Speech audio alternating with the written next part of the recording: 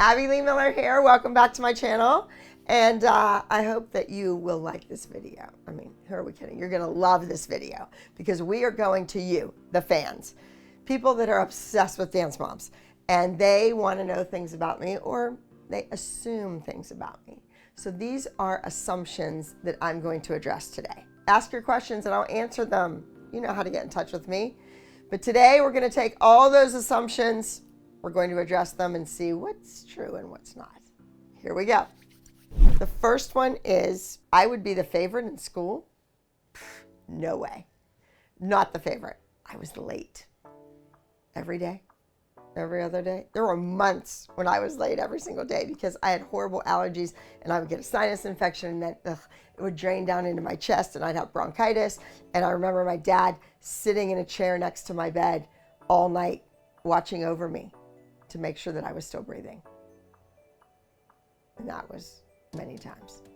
So if I was up till 3, 4 in the morning, coughing and, trying to get all this up, they didn't have the heart to wake me at 7:30 in the morning to get up to go to school. They let me sleep.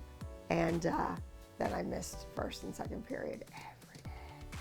Then there were times when it was bitter cold and snowing and my mother was in her nightgown and her robe with a coat over it downstairs in the car because I would miss the bus and she'd have to drive me to school and she would pray that nobody would see her, what she was dressed like. And there were lots of late days. And you kids have it so easy. If I could have been homeschooled, it would have been a different life, completely different life. If I could lay around in my pajamas and go to school and do my algebra and my geometry like that, I probably would have been the valedictorian.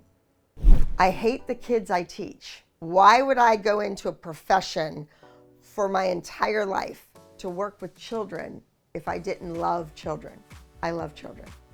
You've never been with me, all of you kids out there. You don't know. But if I'm somewhere and I'm having dinner and there's like a baby at the next table, I'm not talking about a bratty bad kid that's interrupting everyone's dinner. I'm talking about an adorable, sweet little baby, like an infant or a toddler, and I just want to get them and pick them up and hold them and play games, and I do this little red birdie game that nobody knows. And I love kids. Love kids. All right, we have another one that you're mean, but you're actually a softie. I would never say that I'm mean. Do I maybe give a few jabs, a few jags, a few double entendres? Meaning, do I often say things that have that little snarky edge to them? Yes. Can I be extremely condescending? Yes. But I'm trying to get a message across and I'm trying to tell them something. Or maybe I'm trying to reiterate something that I have said 100 times before and they forget.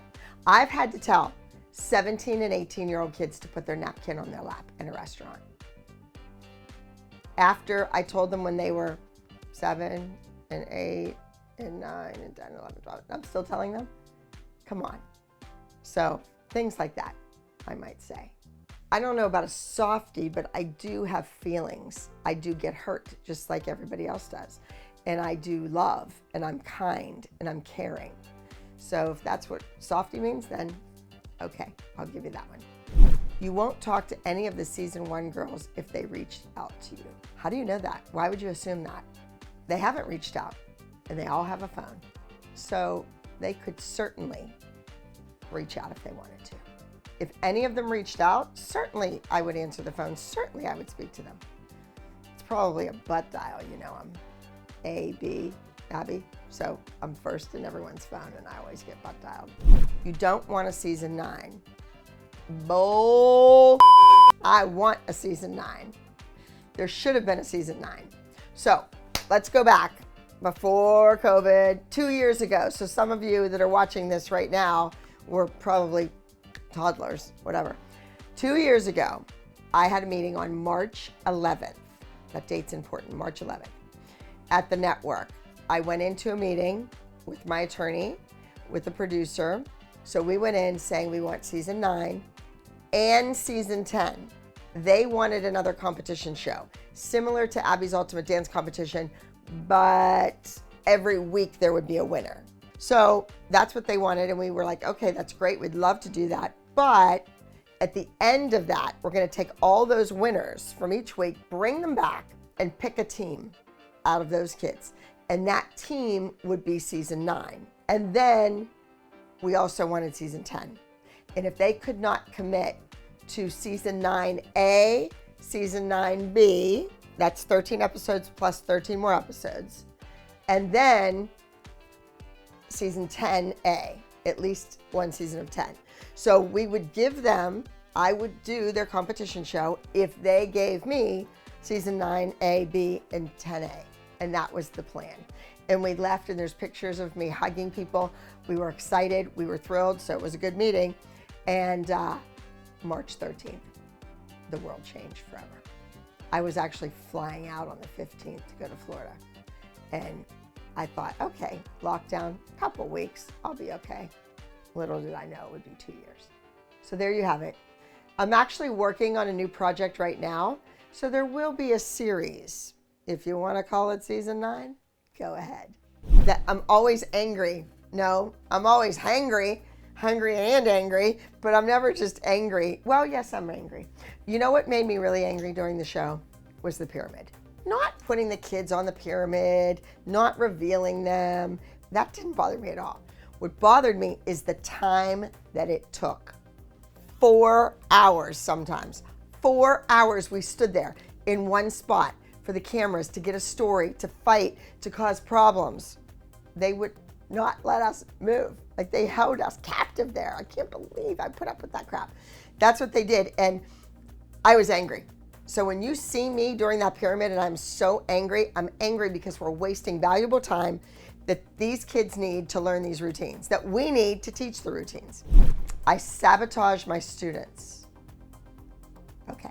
I always thought I knew what the word sabotage meant, but I'm gonna have to look it up in a dictionary again because apparently it means something else. Teach them to dance, make them better, get a television show, take them on trips with me to do guest classes all over the world.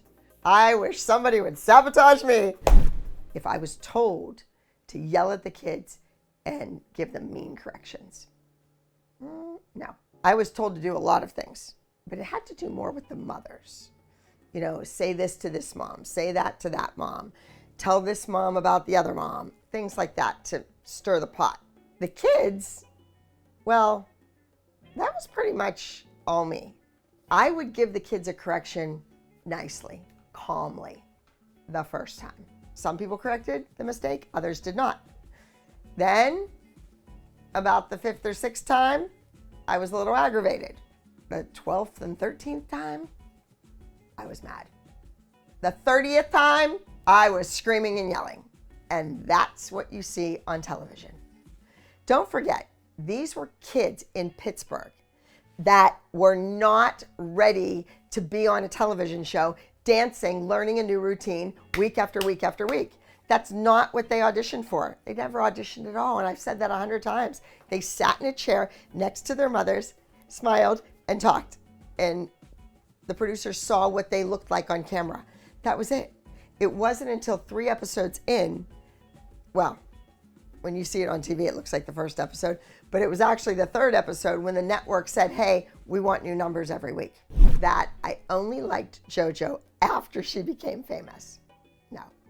I liked JoJo from day one. I thought she was gorgeous. On Abby's Ultimate Dance Competition, that little kid, her face and that blonde ponytail, she was gorgeous in her faces and her charisma and her energy. She was sassy. A little bit of a smart mouth, which I gave her credit for. I loved that.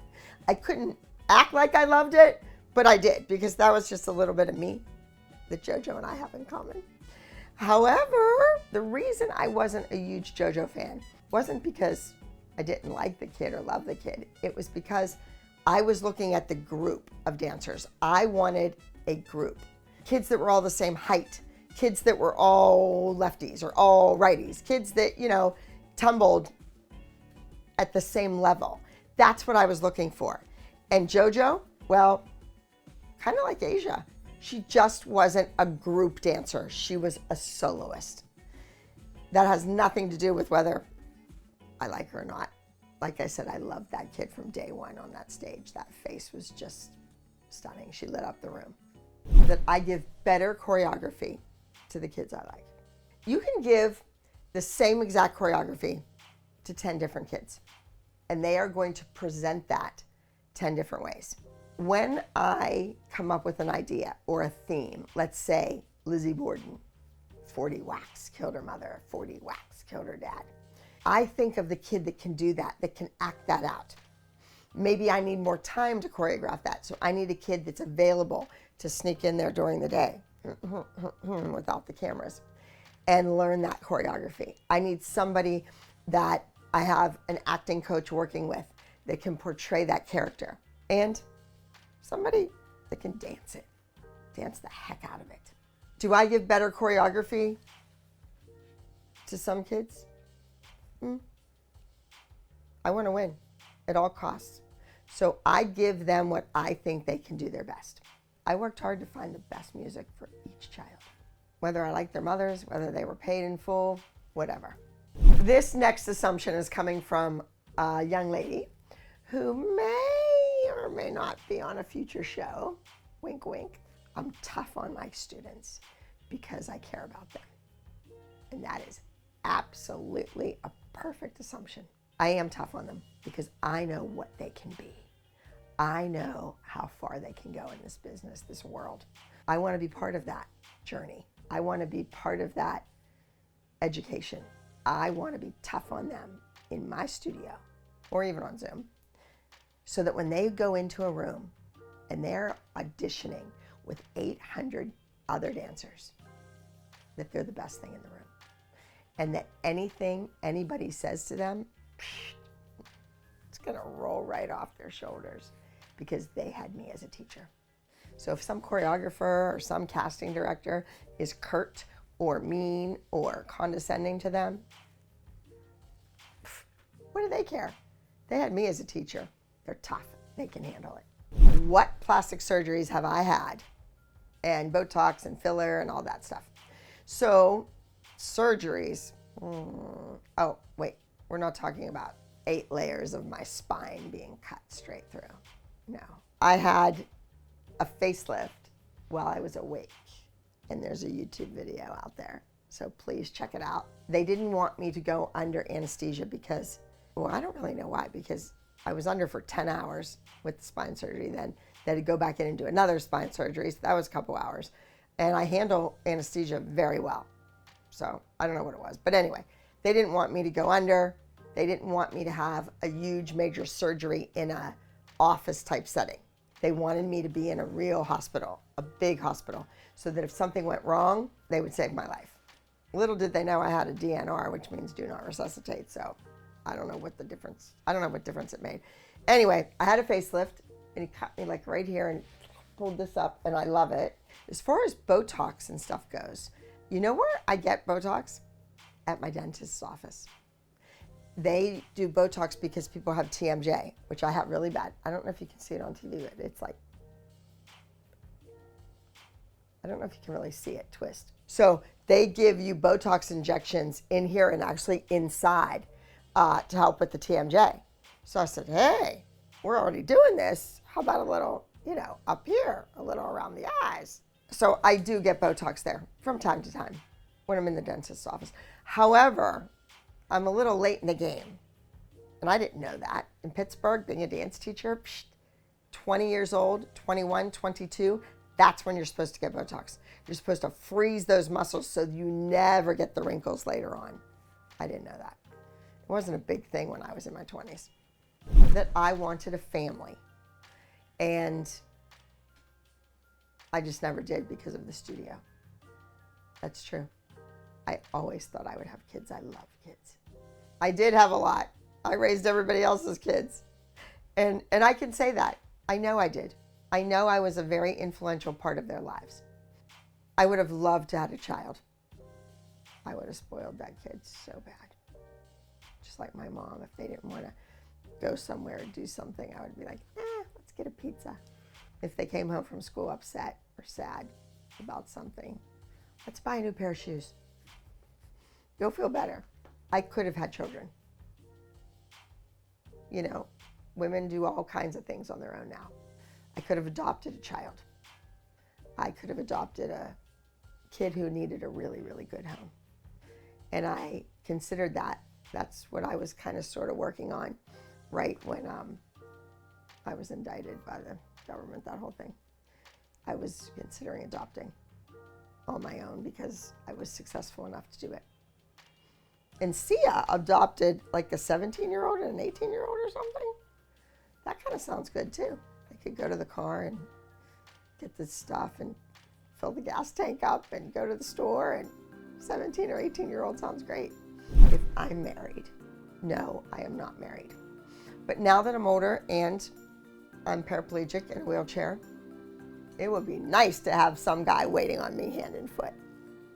Thank you so much for watching, for making an ass out of you and me. Next time, we are going to make an ass out of Jordan Matter, you know, because Jordan doesn't matter. Merchandise coming soon. And what guys, did somebody talk to Jordan? When is that next collab coming? Come on, get on the ball, people. Let's go.